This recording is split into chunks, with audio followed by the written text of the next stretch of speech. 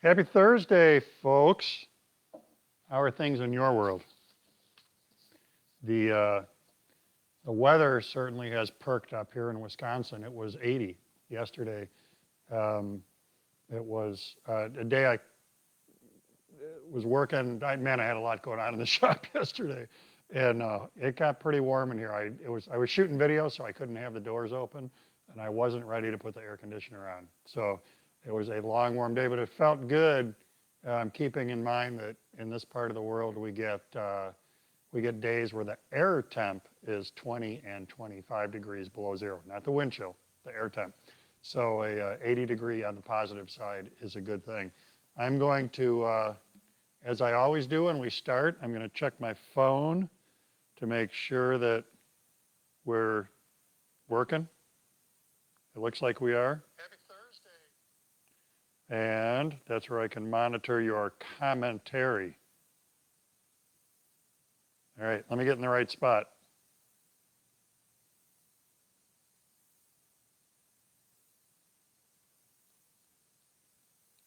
Doo-doo-doo. Sorry. There we go.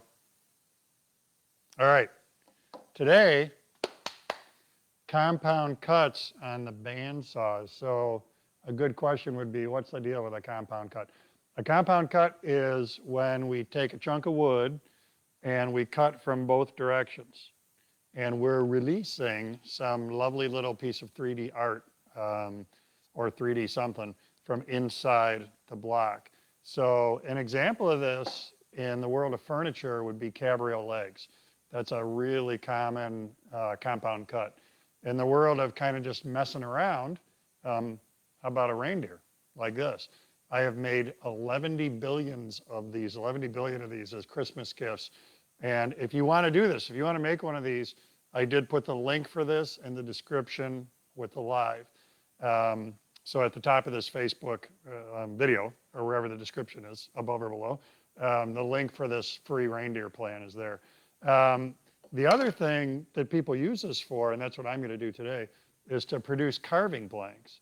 So if one goes on the interwebs and you look up duck decoy or just carving blanks or a couple other keywords, you can find stuff like this. This was a free plan that I found online.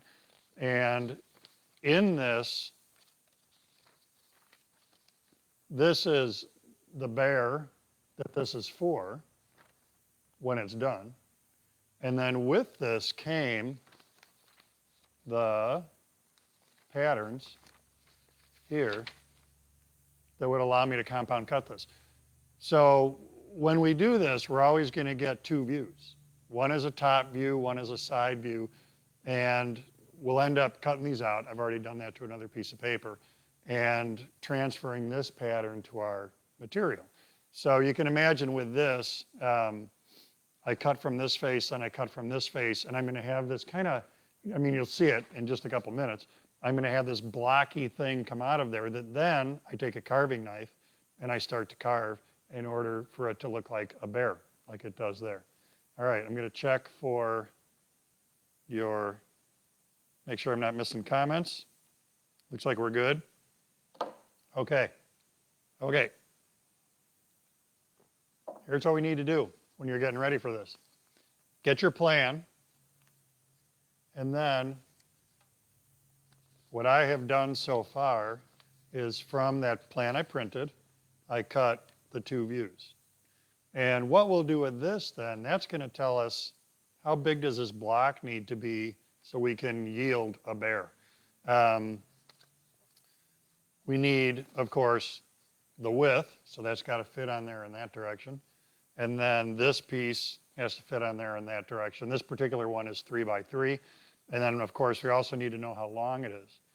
One of the things that is going to be a big deal is that when we put this pattern on this face and then this pattern on this face, that they register. So we want the bear's paws from this view to line up. On this one, the easiest way to do that is I just, with my scissors, I cut across the bottom. That's a straight line. I've got my blank cut in a straight line here. So when I glue that on, or trace it, I can simply align that, and then I can align that to make sure that they're synced when we get to the cutting step. So that approach could vary a little bit depending on what pattern you're using, but you want to pay attention to that because we don't want them to not be synchronized when we do the cut and make that part happen. All right. Ready for the next step?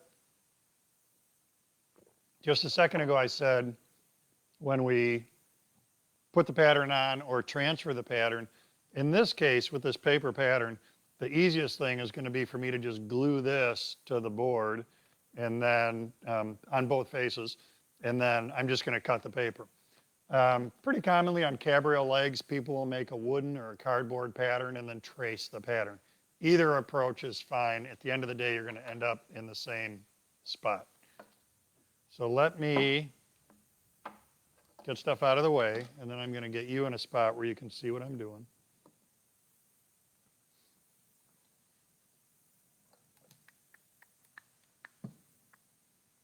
Right there. Okay. Remember one of the things we need to do is get the bottom of this aligned with the bottom of the block. And I'm just going to use spray adhesive. This is a super easy way to make this happen. I'm going to get my phone out of the way so I don't adhesive my phone. That would be a sticky situation.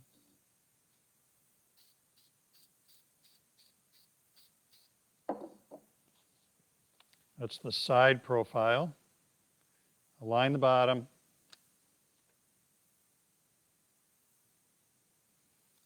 Stick that in place. Now when we do the next pattern, you roll this 90 degrees. They need to be on two adjacent faces for this concept to work.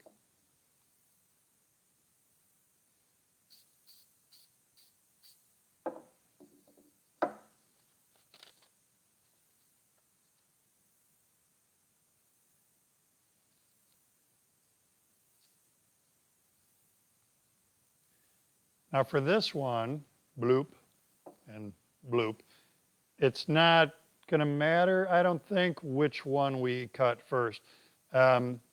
Here's, in the big scheme of things, we're going to cut from one face, and then we're going to tape this block back together and cut from the other face. So generally, what I'm looking for is I do the simpler cut first, but these are both pretty similar. I do the simpler cut first, then I go back and do the more complex one after it's taped back together. But they're almost identical face to face on this one. So next we can go to the bandsaw.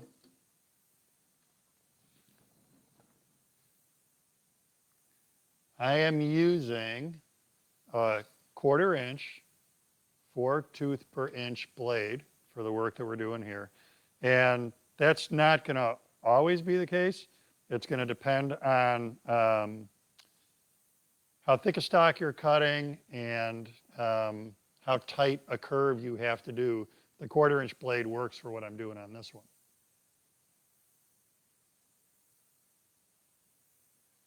All right, we got Randy and David watching, or we got maybe more people watching, but they're commenting, saying hello. Thank you for that. Very nice. All right, are you ready for this?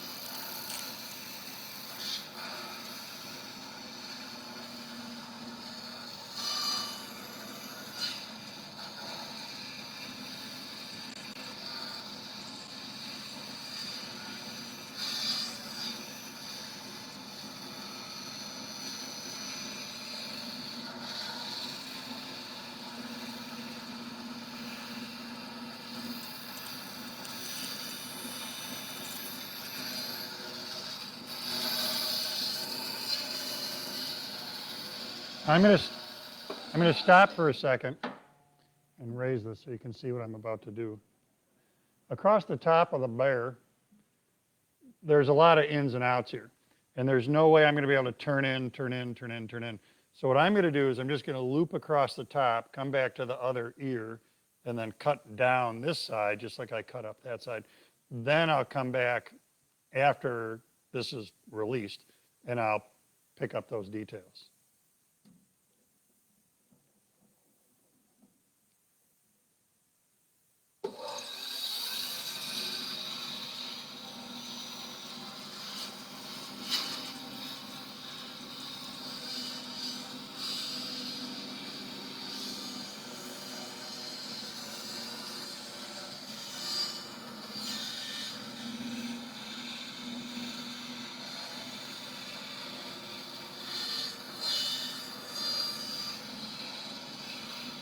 Cutting around that big bear belly.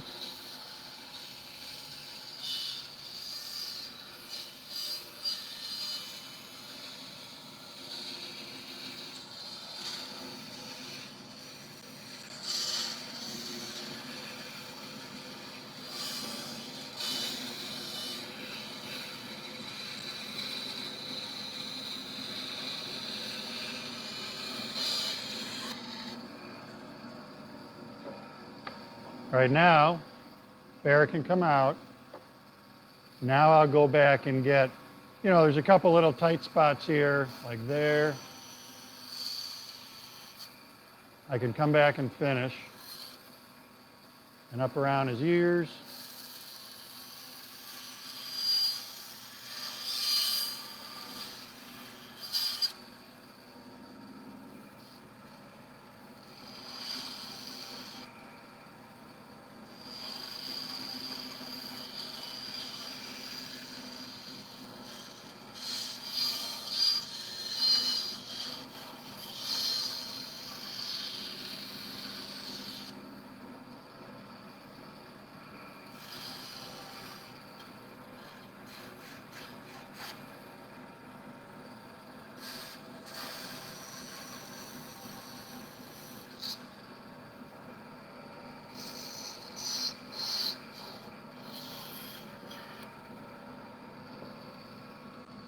Not bad.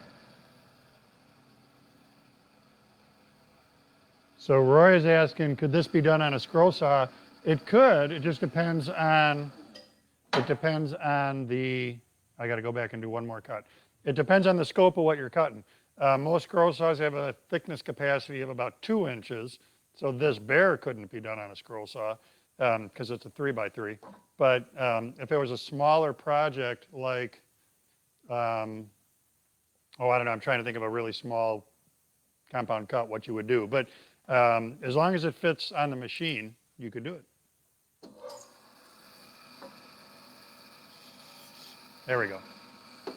All right, now we need this shape cut from that face. And this is the whole taping it together part. One, I couldn't get my pattern on here because this is so irregular now. And two, those boots are made for walking. So if I do this,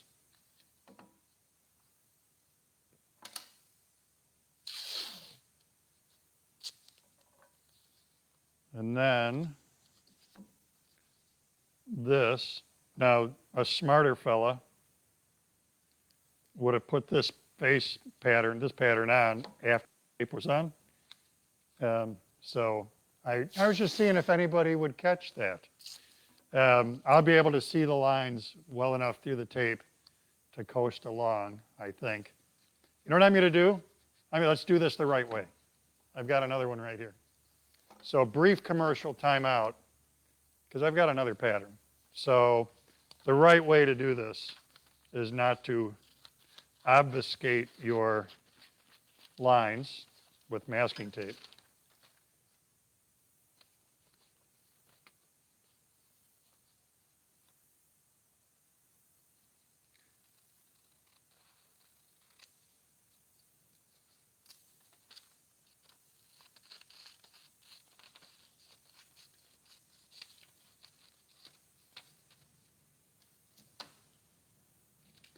All right, I'm going to do a little more tape.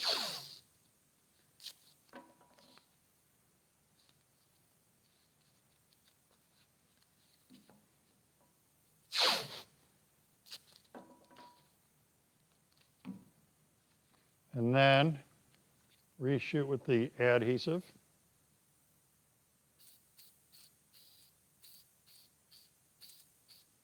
I hope that adhesive works on masking tape. I guess we're about to find out. It's pretty sticky stuff. I think it'll work. Yeah.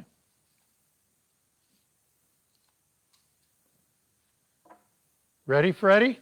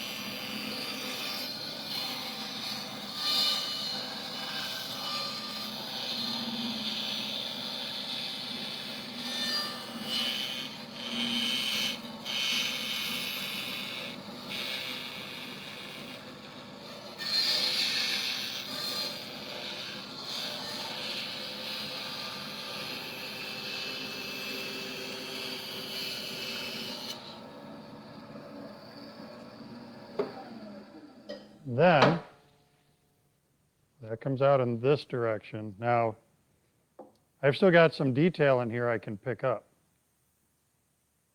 So we're going to go to tape again.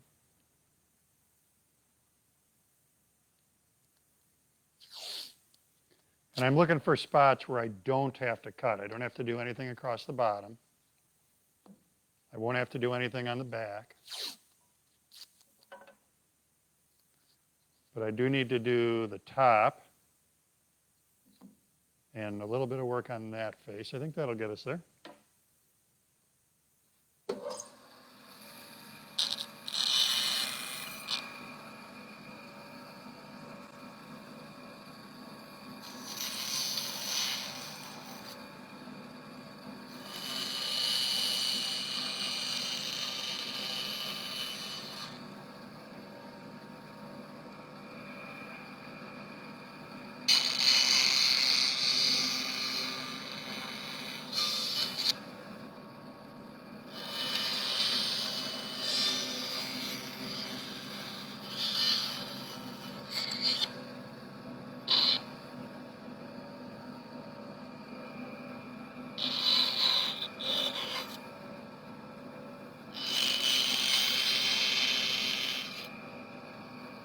Here comes the nose.